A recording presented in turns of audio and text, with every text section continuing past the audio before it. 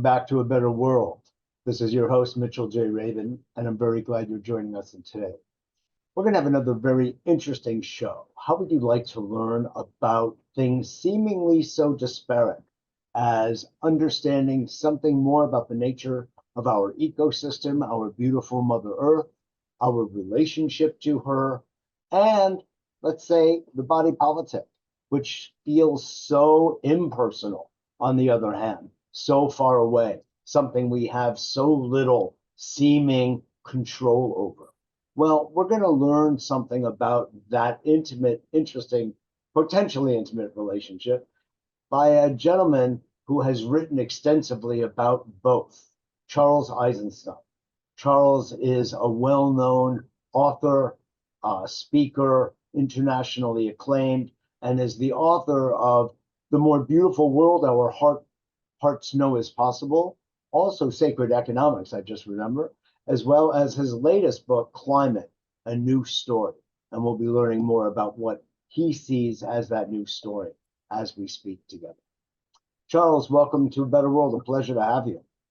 Yeah, thank you, Mitchell. Happy to be here. Absolutely. I realized that you were actually on many years ago with Helena Norberg Hodge when you were doing an event in New York City, which I was helping her with. And so we had a chance to meet then and chat. But much has happened since then. The world has gone into different levels of tumult. And I'd love to hear what you have to say about that, as well as I gotta say, I'm really enjoying your book, A New Story, and you're really helping to widen the aperture of understanding and a way of looking at conceiving of what it is we're dealing with. I'd love to hear your first words about it. You mean the climate book? That's the one you're talking about? Yeah. On the global level and on down to the personal level, for a lot of people, things are really coming apart. We're seeing the unraveling, not just of the international order as it had been, but also and many of our systems, whether they're economic or ecological, but also social, yep, and political, but also what I would call the narrative level, the story level, the myth level, the beliefs, the meanings that we impart to things, our understanding of what's real and what's possible and how the world works and what's going to happen. People are really at a loss. So all these levels of breakdown are happening at the same time. And, we're entering, use the word tumult, we are entering, I think, a very tumultuous phase of change. Yeah, it's really true. And your book, it is actually a vast tome that really touches upon a lot of tender aspects of our thinking. And one of the things that jumped out at me, Charles, was this idea of our reductionism and how we want to bring everything down to a simplistic, linear, causal relationship, when in reality, we really know things don't go quite that way. There is that, but there's a lot around it as well. And you apply that to our understanding, say, of seagrass on one hand and what its effects are. And you make a very brilliant point about the relationship of causes and symptoms. And I'd love for you to go into that and then take a look at that, also then bring that over into the domain of governance and the body politic. After all, you're doing some beautiful work in the Leadership Council with Bobby Kennedy Jr. right now, who is running a courageous campaign to deal with the tumult, if you will, of our current political environment. Okay. So yeah, to pick up where I kind of left off, please. in this breakdown of meaning, Yes. And this crisis in our sense making about the world, and everything's so confusing and so contradictory, and it just doesn't make sense anymore. So people react by trying to find some simple explanation that fits into their received intellectual categories to make sense of the world. And one of the most psychologically satisfying is to simplify things by identifying one cause for all of the problems. It is so satisfying, and it gives you a feeling of power, because if you know the one cause, then you know what to do about it. So you see this all across the political spectrum. The locating of all of the problems with American democracy onto the person of Donald Trump. And if only we stop Trump, everything will be okay. We saw this during COVID, when we have this decades-long accelerating epidemic of chronic disease and ill health. And we have no idea what's causing it, no idea what to do about it. Well, I mean, I have an idea, but you know, as a culture, we have no idea. Correct. It's baffling, it's bewildering. Oh, but now here is a virus. And if we only can, and so we can project all of our confusion and panic and insecurity onto that one thing. And if you control that one thing, everything will be fine. So the virus, Donald Trump, we have a deteriorating ecosystem. The biosphere is really in trouble. And same pattern, you project it onto the one thing, carbon dioxide or greenhouse gas. And then if you only solve this one problem, everything is going to be fine. In the kind of, quote, conspiracy theory world, same pattern. The one problem is the evil cabal. And if we only did something about that, everything would be okay. So there's this reluctance to admit chaos, to admit emergence, to accept that forces beyond our control are operating, that nonetheless have an intimate connection to ourselves. See, because another aspect to this export of blame onto a single other is that it kind of absolves ourselves from agency. And it's actually a subtle kind of victim mentality. Yeah. So it's ultimately disempowering. So use the phrase, which is, fairly common, of othering, which creates, and you also in your book make, a pretty clear point quickly about the reality of interdependence of all things, that there is actually no separation, but our way of regarding things, of perceiving, and of speaking about them creates a separation where there actually is none, I'm going to dare say, in reality. And that othering, whereas another way of putting it, a demonization. And so whether that's a demonization of Trump or of any enemy that we always find historically as a nation and nations from all time, that is that single cause problem in itself that you were referring to. Right. And yeah, so when we prune reality down to single causes, yes, or even a handful of causes, yeah, then we are no longer in reality. We are in a delusion.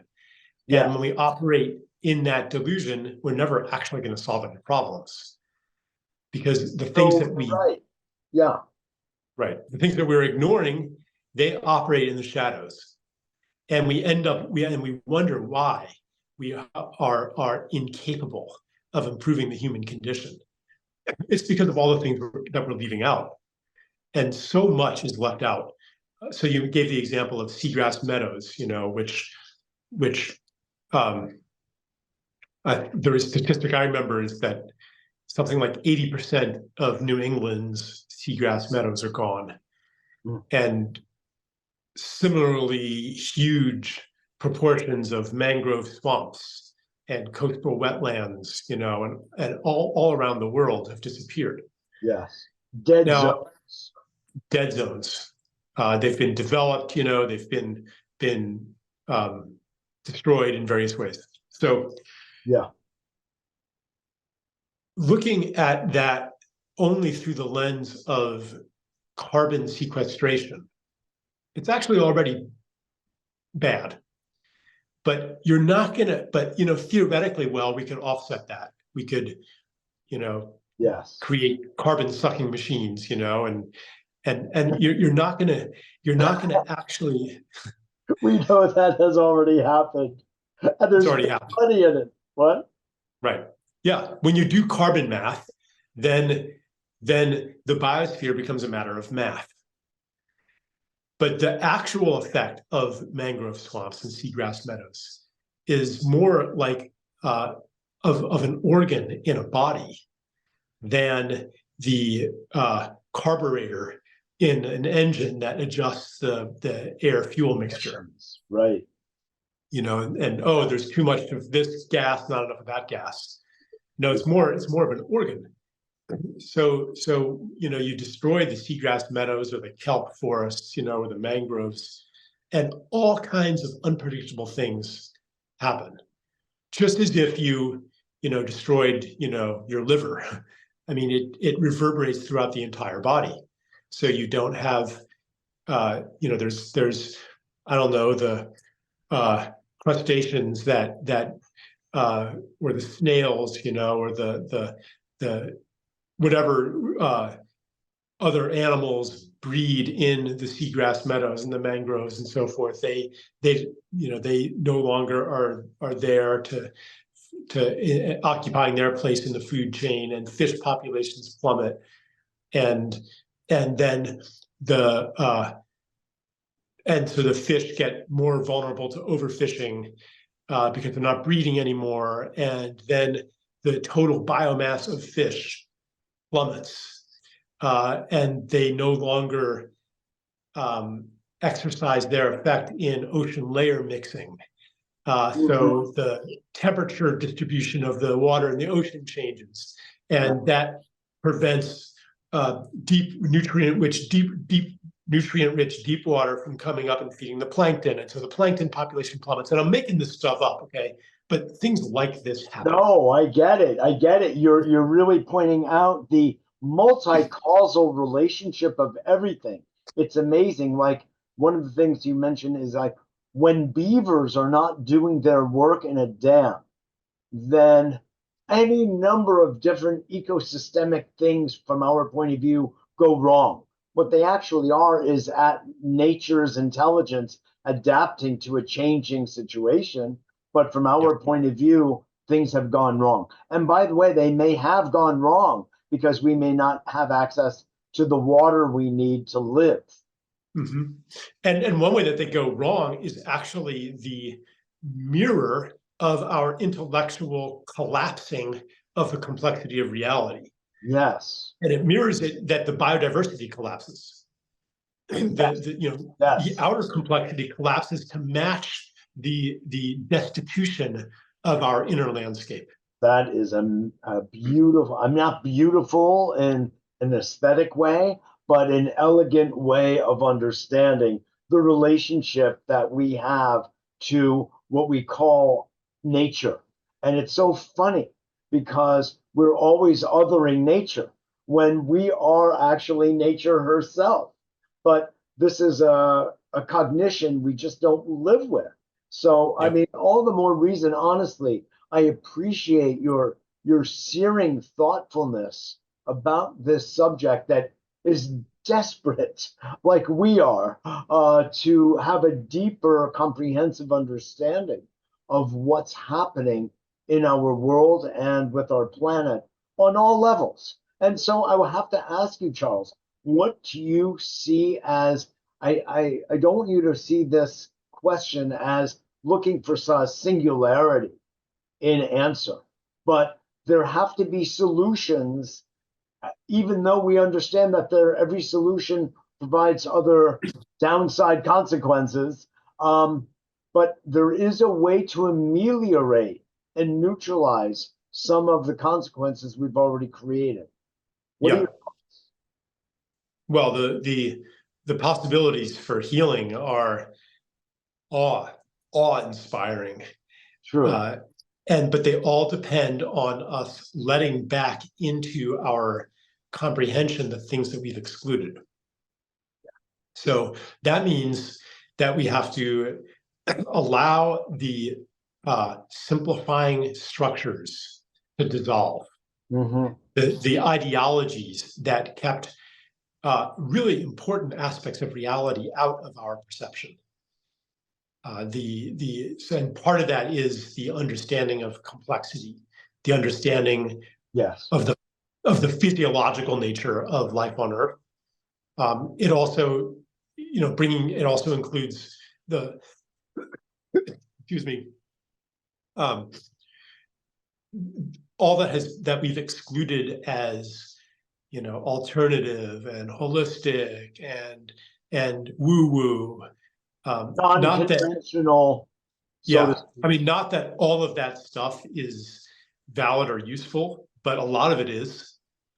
And we are not going to heal without it.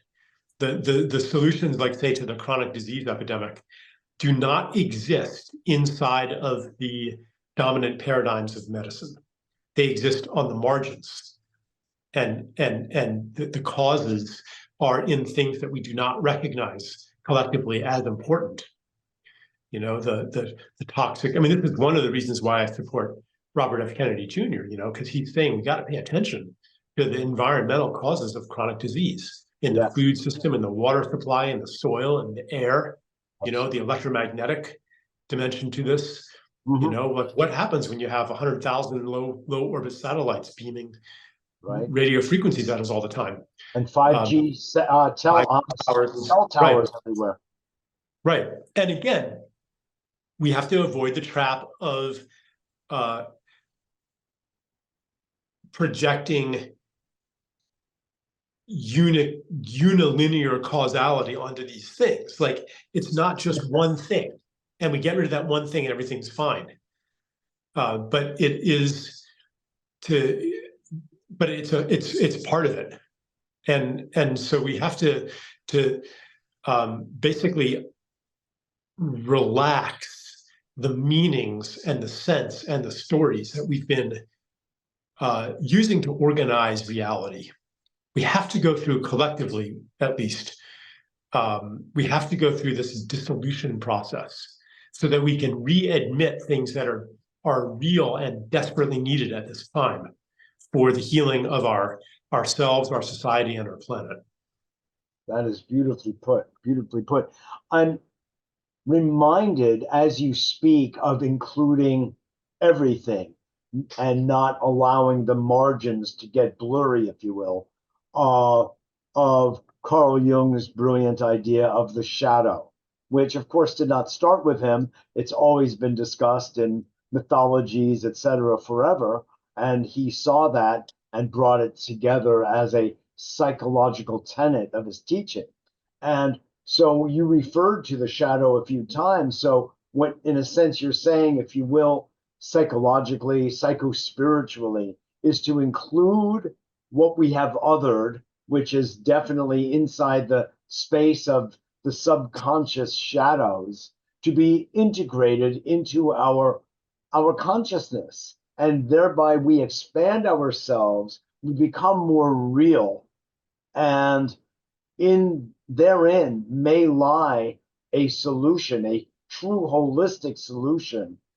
Maybe I shouldn't even use that word based on all that you are sort of teaching me here, but rather a way of being that may be just more aligned with the intelligence of the earth and our ecosystem. Your thoughts? Yeah. I mean, I think we could actually rehabilitate the word solution. I'm thinking, as you were speaking, I was thinking, what does that word actually mean? Right. And it is maybe the product of what happens when things dissolve. Right. It's a liquid, right? It's a liquid. Right. It's the root, the same root as the word soluble, That's right. So in chemistry, a solution is a liquid. Right. That's right. So yes. And so we have to bring all of the ingredients into the Yes. alchemical chamber. Yes. Yes. Nicely put. So let's just say, your architecture of understanding is, I really got to tell you, I really appreciate it. And the emergence of a new story is something I want everyone to really digest in your book. And at the same time, we hunger for answers and directions that will help to heal, ameliorate our incredibly challenging situation, whether we're looking at our relationship to the earth, to our body politic, to the fact that there are many wars across the planet, to the media, which only also brings forward this incredibly narrow view of reality. How can we be, Charles, in the midst of all of this, standing where you stand with your purview, to move forward in a more intelligent, genuine way? Effective as well, God knows. I know it's hard, but I want to hear what you have to say. It's important. Yeah, I'm not really, I don't know. I don't feel like I'm qualified to say how to do it, but rather there's a recognition, when somebody like me says that the story is dissolving, that there is a reality outside of our stories that we are ready for, even invoking that idea helps to make it true, to point to that readiness, to point to our weariness with that narrow causal or unicausal thinking, our frustration with the simplification of the world and the simplification of our own minds. Some people, many of us, are vaguely aware that of a human decline mirroring the decline of ecosystems, a simplification of our own minds, a degrading of our intelligence. Like you try to read prose that was written 150, 200 years ago, it's hard even to understand it.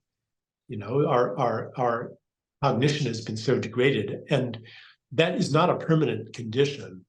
The fragmenting of our consciousness and of our attention spans and of the scope and breadth of our cognition, like we can recover these capacities because we are life, and life has an infinite capacity to heal.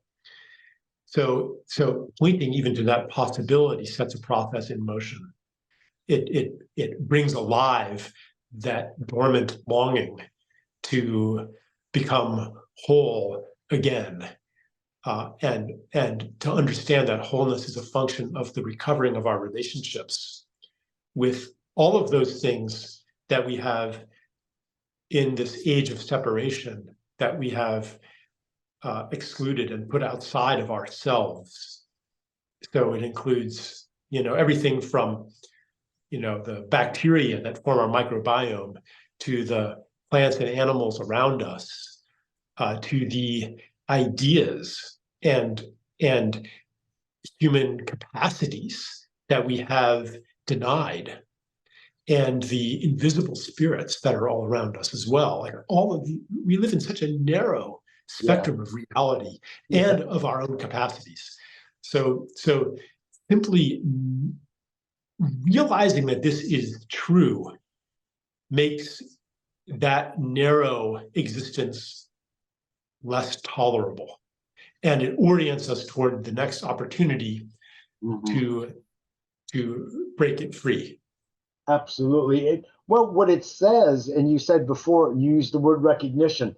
In order to see that we're looking at life overall from a very narrowed perspective, and if we compare it, as you said, to prose of 100 so years ago, and our cognition of that is not as great as it used to be, just the recognition there means that we formed a meta position toward our own perception, which means that we're standing outside of it and we're recognizing its narrowness. You know, you wrote a paper also that I must have been on one of your mailing lists or something on AI. And I've been writing about it a lot too, and how it is the robotization, if you will, of the human mind and the mechanization of it.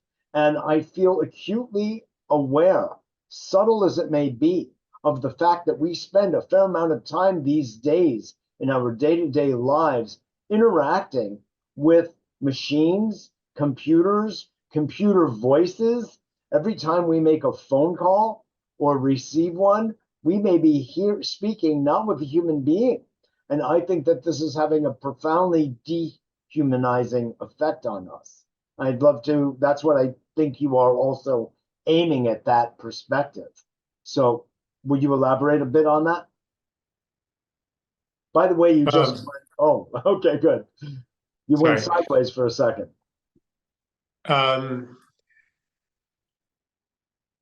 Yeah, it's related to what I was saying. You know, you can only automate and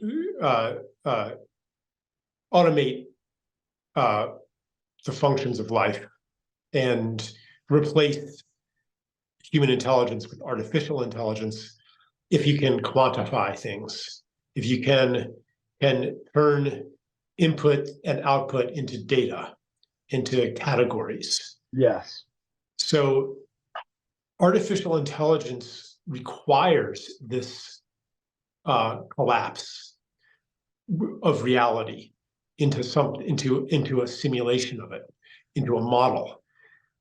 And on a deep philosophical level, basically it's saying that there is no such thing as quality, that in principle, everything is quantifiable, that, you know, even something like fear is the totality of a set of chemicals and electrical impulses in your body, and you could someday quantify that, and maybe an artificial intelligence could, you know, read those signs and know, maybe from your facial expressions, maybe from monitors in your body, know what you are feeling, because a feeling isn't actually a feeling, it is just a set of data. So can the world be reduced to data? Or is there something that will always be outside of our data, always be outside of our measurements? Mm-hmm. That's what I believe. And I think that is why the products of artificial intelligence are always missing something. And that what it is missing shows up in many ways. It shows up in the failure of AI systems, you know, their occasional failure anyway, to, you know, drive a car. It shows up in the kind of this vacuity in AI-generated art. Like there's something not there. The ideology of quantity says, well, with further improvements, we will be able to eliminate those defects. Those defects. But if those defects are the result of something fundamental, you know, the inability for quantity ever to meet quality, then there will always be room for the human being, for life. And this, in the essay that you refer to, I said that this is why we don't really have to worry that well, it's not that we don't have to worry that machines will replace humans. It's that if they do, it is because life has become robotic. And to the extent that we are being replaced, like there are some functions that I would like machines to do Sure. that humans shouldn't be doing. I think I gave the example of toll booth collectors. It's good that machines do that. Like Right. that was a miserable existence. But there are things that if we try to reduce them to mechanical quantitative processes, something is missing that we are desperately hungry for. And so we have to value those things and not settle for machine substitutes, for quantitative substitutes for quality in life. Absolutely. Beautifully put. Dr. Harari said that we are nothing but an algorithm, which sort of sums up the perspective that you're putting out about quantity versus quality. Right. And while I always do believe there is a physiological and important substrate to our emotions, in fact, I did an interview with someone on the subject of the mathematics of grief. And there is an underlying mathematics in the world, but there's still a qualitative appreciation one can have for that. It's not reductionary by definition because it's mathematical. After all, music, Pythagoras taught us, is largely a mathematical phenomenon. It's just the beauty of math is expressed in sound. So I don't see something bad about math at all, or data collection for that matter, unless it's the only thing that seems to reign, which reminds me of a book you probably know about, where these thoughts that you're speaking go back at least 100 years by a Frenchman named René Guénon, who wrote a book called The Reign of Quantity.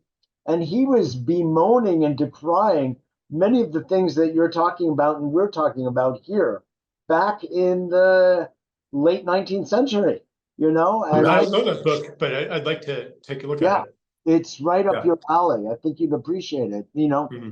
But the point that you're making is a big one, and what you're hinting at, but not using the word to describe, that intangible is spirit, of course. And, that no machine has that incredible quality that we find, this thing we refer to as human spirit or human intelligence for that matter, but it's deeper than that, the way we think about intelligence.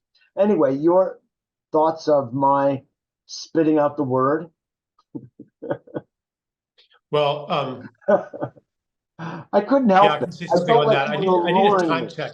I need a time check here because I do have. Oh yes, indeed, you're right. We are winding up. Why don't you make some final comments, and then we'll reconvene after Bobby Kennedy wins the White House. So spirit. The whole concept is a symptom of our separation from much of what is and our division of reality into two parts, the material and the spiritual. That division is only necessary because we deny in matter the qualities that we have exported onto spirit. But ultimately, reality is one. The division between material and spiritual is artificial. What the word spirituality does, though, is it acknowledges the unmeasurable, the unquantifiable aspects of reality.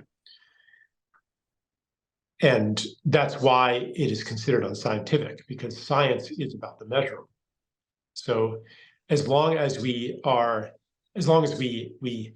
inhabit that ideology, yes, that only the quantitative is real, only the measurable is real, only that which can be treated mathematically and scientifically is real, then we will always have a need for a separate realm called spirit. Well put. Yes. That's a beautiful place to end this, temporarily end this dialogue between us. I think we need a lot more, frankly. I really, really enjoy your thinking, your purview, and what you bring to the table for us all to think about relative to our beautiful planet and to our body politic. In fact, I want to let everyone know that Charles will be one of our speakers at our upcoming Earth Day celebration on April 20th. So, Charles, thanks for your good work, my friend. Yeah, thank you, Mitchell. Appreciate it. Absolutely. We will talk soon. Take care. You got it. This is Mitchell J. Rabin for A Better World. Thanks so much for joining us. I hope you enjoyed that as much as I did, and I look forward to seeing you all next week.